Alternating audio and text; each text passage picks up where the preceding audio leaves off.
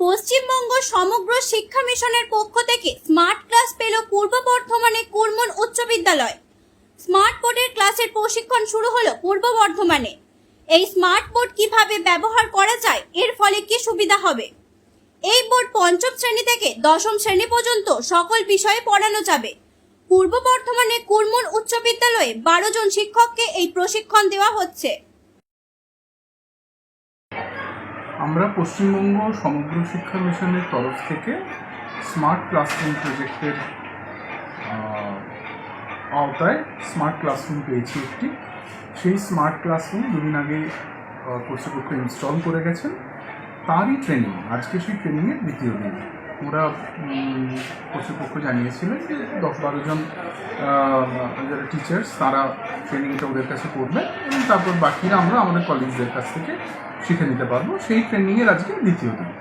সে মূলত প্রথমে ওরা আগের দিন স্মার্ট ক্লাসের যে প্যানেল, সেই প্যানেল মেশিন এইগুলো কীভাবে ব্যবহার করবেন সেই সংক্রান্ত দিশানির্দেশ দিয়েছিলেন এবং আজকে বিভিন্ন বিষয় যেগুলো ওখানে ইনস্টল করা আছে, কন্টেন্ট বিভিন্ন বিষয়ে ইনস্টল করা আছে আপ টু ক্লাস 10, সেইগুলো কীভাবে শিক্ষক শিক্ষিকারা ব্যবহার করবেন সেই বিষয়ে মূলত ট্রেনিং দেওয়া হচ্ছে। বেশ কয়েকজন মাস্টারমশাই আছেন, আমরা ভাগ করে নিয়েছি বিভিন্ন বিষয়ে, যারা দশম শ্রেণী বা একাদশ দ্বাদশেও পড়ান। বাংলা, ইংরেজি, সংস্কৃত, অঙ্ক, ফিজিক্যাল সায়েন্স, লাইফ সায়েন্স, ইতিহাস, ভূগোল সমস্ত বিষয়ে শিক্ষক শিক্ষিকারাই ভাগ করে ট্রেনিংটা নিচ্ছে।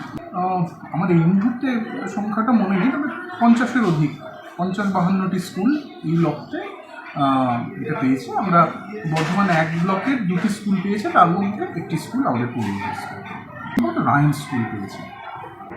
এখানে স্মার্ট বোর্ডের ক্লাস ট্রেনিং হচ্ছে।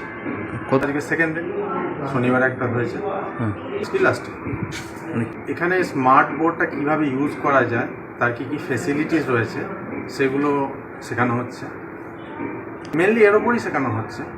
না সব সাবজেক্টই এখানে ইউজ করা যাবে, সব সাবজেক্টকেই মানে পড়ানো যাবে স্টুডেন্টদেরকে।